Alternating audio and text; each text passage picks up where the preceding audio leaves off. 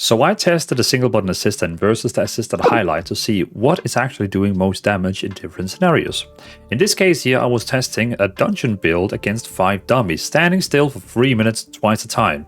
So 2 times single button assistant and 2 times assisted highlight for 3 minutes each of the runs. So in total 12 minutes DPS testing with assisted highlight and a single button assistant. And who actually did the most damage in this situation? So in average, the damage that I got from both the runs with the single button assistant was about 14 million damage and about 79k DPS. Pretty good. Like, that was what I got average with the single button system, total 14 million damage and 79k DPS.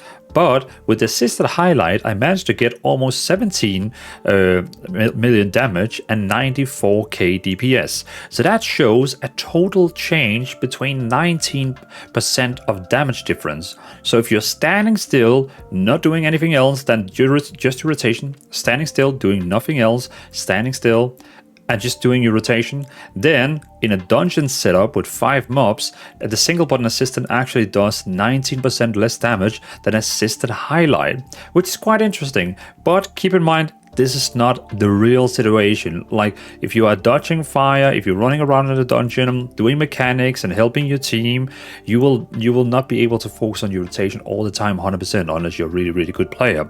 So this was just a situation where we're standing still, where it's a perfect scenario to do max DPS.